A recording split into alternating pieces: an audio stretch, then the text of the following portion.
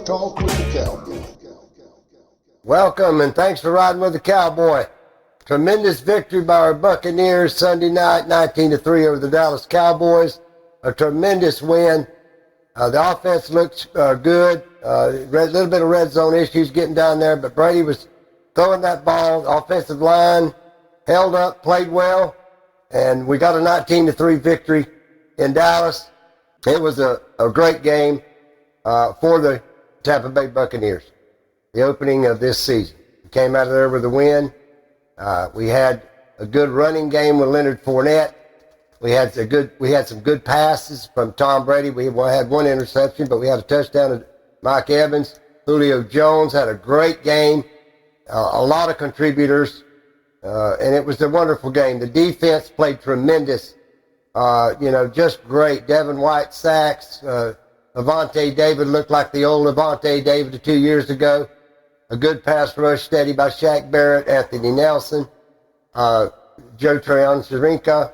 Good play. Our Akeem Smith played well. Of course, Vita Vea always.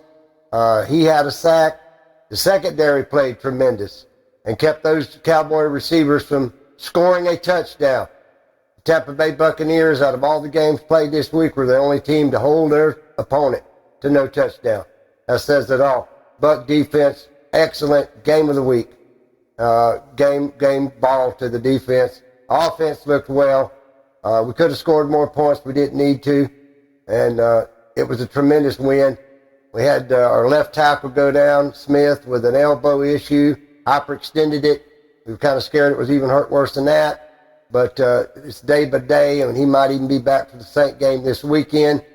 Luke Geckety, our left guard, we were concerned with, played a hell of a game. Let's give him all the props and credos. He played a tough, hard game against a good front by the Dallas defense. Robert Hainsey played well. And Josh Wells, who came in for Smith when he was injured, played 3/4 of the game and only gave up one good hit on Brady. He played real well. He played tough at his position to come in off the bench in the season opener and play. We used the tight end a little bit to give him some help, and that's what we should have done. We should have let that running back, like we've seen with Leonard Fournette hitting Micah Parsons coming in there from that left side, back knocked off Micah Parsons' head. It was a tremendous hit by Devin White. It'll be on the highlight reel at the end of the year. So it was a tremendous game, and congratulations to our Bucs. We're going to take on the Saints up in New Orleans Sunday at 1 o'clock, and it's going to be a tough game, and you know how we are with the Saints. Everybody that's in Buck Nation, Cowboy Nation understands what that Saint game is going to be like. It's going to be a war. There's always a war, but when you play the Saints and you're the Bucs, it's even more of a war. So we're going to have it this weekend, 1 o'clock, against the New Orleans Saints, and all the other games were tremendous.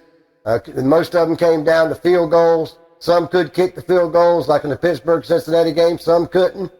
There was one tie. The Houston, Texas, and Indianapolis Colts tied after overtime.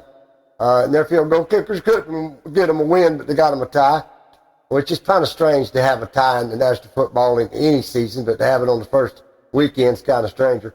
But a lot of, you could tell a little bit of rusty play because they don't play that extra preseason game, and most of the starters don't play during preseason. So they were kind of rusty. We'll see a little bit more this week, when week 2. But a real good game. Baker Mayfield, of course, lost on a field goal in Carolina. The Chicago Bears upset the San Francisco 49ers, and a game nobody could believe the Bears would beat the 49ers. They did it. The Houston, Texas tied the Indianapolis Colts, and Pittsburgh and Cincinnati was a classic. And it came down to kickers not having a center to snap the ball to the kicker. And it went to the last seconds of overtime, or it had been a second tie. So a lot of action, and it was a wonderful weekend, and we're looking forward to another weekend this weekend. This starting Thursday night with the Chargers and the Chiefs, which is going to be, that says it all, Chargers-Chiefs Thursday night. And then we got week 2 of the NFL. And we'll continue to follow the Bucs. And again, it was a good game for Leonard Fournette, carried that rock. He ran that ball. Kobe Keith, the number 41 tight end that we drafted, When we got Cal open, we got also Keith, and this Keith is a fullback slash blocker slash open the hole man. And if you watched him the other night, they were even showing him on the broadcast of the television of how he goes in the hole and opens that hole up for Fournette and just blasts open that hole. If somebody's down in that hole to get Fournette, he's going to blow him out of there. So tremendous game by Keith, tremendous. And I want to congratulate him, and I know everyone that watched the game soon what he really meant to that running game, and that running game was awesome. Fournette was just clipping them with that running game. You're going to see a lot more of that this weekend against the Saints, I suspect. You're going to see a little bit more crispness. As we all know, Chris Godwin pulled his hamstring. We didn't think he was even going to play, but he did. He pulled his hamstring. We don't know how many weeks he'll be out, probably 2 or 3 weeks. I don't know. Nobody knows. It's a hamstring. But he won't be playing this week against the Saints for sure. Maybe we can get him back by Green Bay, maybe by the Chiefs in Game 4, but we'll see. Other than that, no other major injury to speak of, and Donovan Smith probably will play.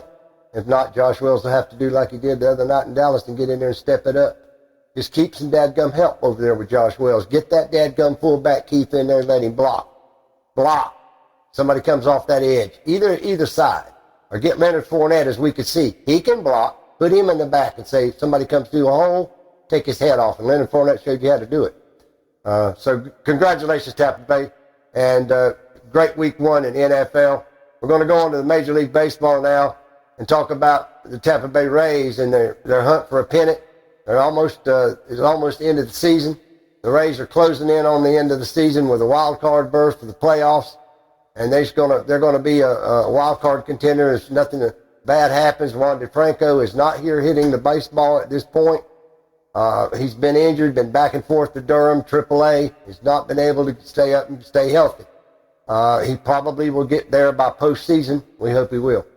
But other than that, the Rays continue their quest to get that wild card spot. Chances of catching the Yankees are slimming by every day. We'll continue to follow the Rays. So now I'm going to go on to the question and answers tonight because I'm going to take an extra question. And the first question is from Debbie, and Debbie is from Plant City. And Debbie wanted to know what I thought of Kyle Busch signing with Richard Childress Racing in NASCAR. And Debbie, it's going to be a major victory for Richard Childress Racing. He was the outside looking in on the Gibbs and Hendricks organizations with their stable of great drivers. Kyle Busch will now make Richard Childress's team one of those 3 contending teams every single week. Not that Childress wasn't one this year with Tyler Reddick, but when you've got Kyle Busch, 2-time NASCAR Cup champion, driving the number 8 car for Childress, it's going to make a world of difference for that Childress organization. And they're going to be in victory circle, and that team's going to run for championships. He's not going to have to worry about a contract for the next few years. He can just get out there and do what he does best and drive. And Debbie, if you watched Kyle the last few years, he's not driven like he had the years before. I think this contract thing's been weighing on his mind for quite a while. They call him the wild thing. He can go wild now. He's got him a 2 or 3, 4-year contract with Childress, maybe longer. And he can get out there and really race. So thank you, Debbie, for your question. And God bless you for your support. The next question is from Adam. And Adam's from Haines City. And Adam wanted to know what I thought about the play of the offensive line in the Dallas Cowboy game. And I thought that they played absolutely great for what they were, a rookie guard and a first start in the NFL for Robert Haynes at center.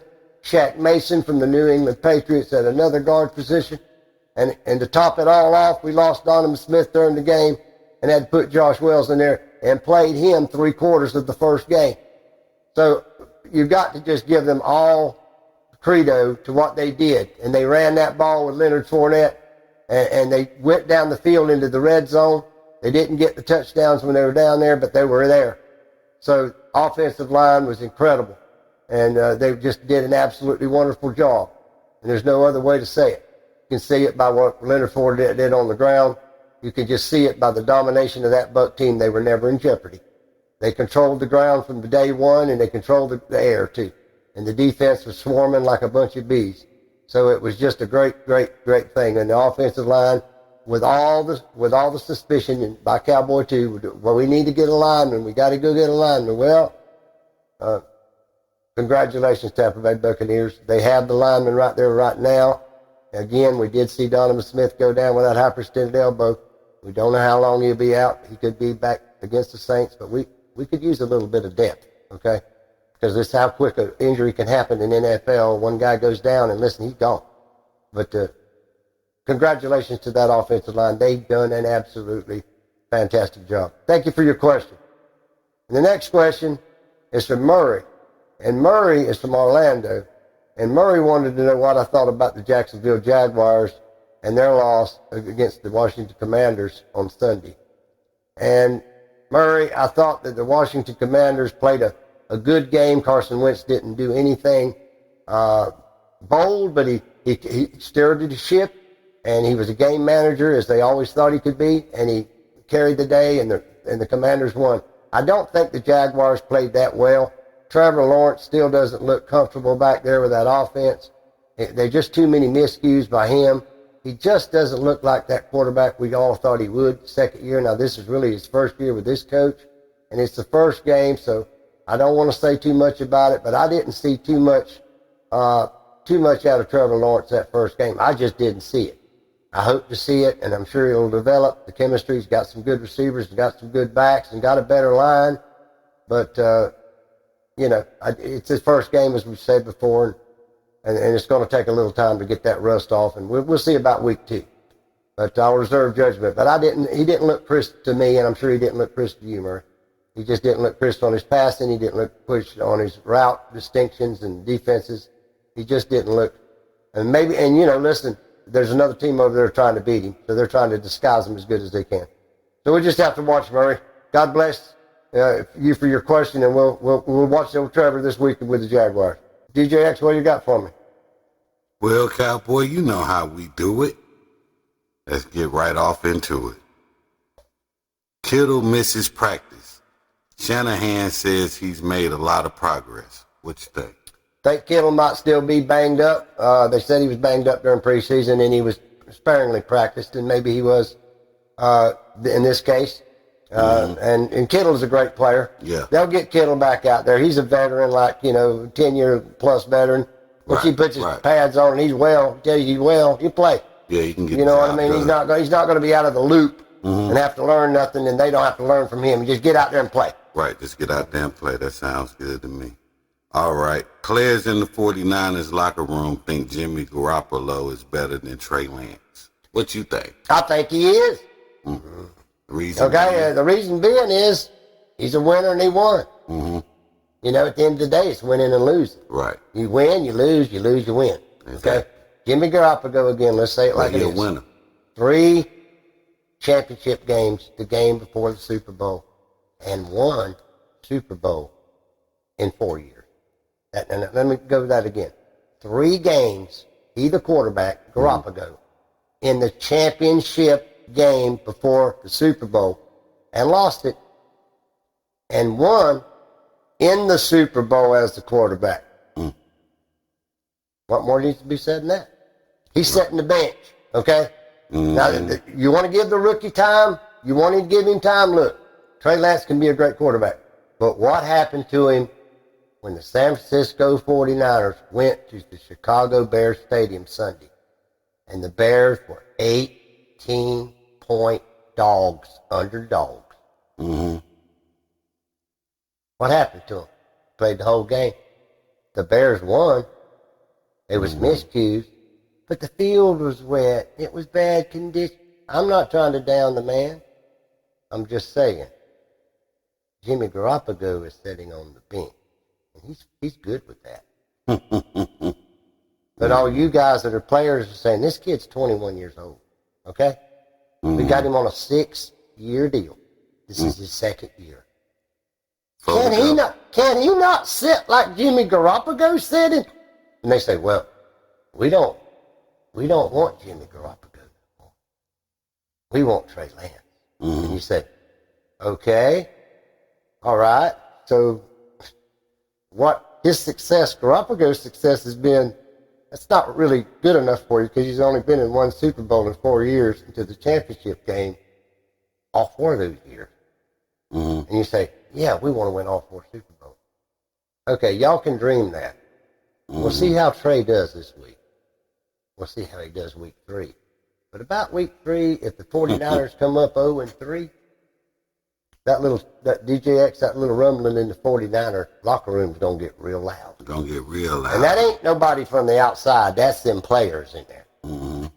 It's got those bonuses when they make the playoffs and they contract, and Right. when they get the championship game, even more millions, and when they get the Super Bowl, Mm-hmm. and they'll say, this man over here has taken us here. Might have been ugly. But he got us there. That's right. Well, all right. New England Patriots report. Steelers passing game. Big challenge for the Patriots despite who's at quarterback. That's exactly correct. That gun Pittsburgh Steeler offense is ringing, like we said last week on this show before the season, how good Pittsburgh is going to be. Mm-hmm. And they're good. And that Mitchell Trubisky's playing tough, like we said. He got that chemistry going in players. And I'm telling you, Kenny Pickett ain't no slouch. Right. All right. Bill Belichick expects from Steelers defense without T.J. Watt. Well, T.J. Watt is their defensive end and the best player they got in the pass rush for the Steelers, and he's out with a pectoral muscle pull. It's been tore. Now, they say that he could be out 6 weeks. Some could say he's out for the year. His whole muscle in his arm has been tore away from the bone, okay? He ain't coming back no tomorrow. And so Belichick can now plan his defense without their best defensive pass rusher out there coming off that edge. Mm-hmm. Just pure and simple. All right, I'm going to leave it off right here. NFL rookies already looking like all-stars. They all are. They're playing tough. They're out there playing good ball, and we've only had 1 year, and we're going to see a lot more out of them as you know, throughout this whole year. And if they're out there starting on that first year, and they're doing successfully playing like most of them did this weekend, and that's where you want to be. Right. Hopefully we get to see a lot of them. We're going to see a lot of them this weekend again. Mm-hmm. Well, that's what I got for you this week, Cowboy. God bless you, DJX. Thanks for your question. Well, I want to go to our Week 1 Games of the Week contest, which we held last week on Week 1. And I'd like to announce the winners. And Brian from Lakeland and Bill from Sebring were Week 1 winners of Cowboys Games of the Week. And so congratulations to both of those. And they will be in the playoffs because they're automatic winners of the first week, and their points will be put in our standings, and we will continue to keep the standings all 17 weeks and select the winners to go on to the playoffs at the end of the season. So congratulations to both of them. And then we're going to go on to this week's game because we got Week 2 of Cowboys Games of the Week. First one is the Chiefs and the Chargers. The second one is the Bucs and the Saints. The third one is the Cowboy and the Bengals. The fourth one is the Dolphins and the Ravens.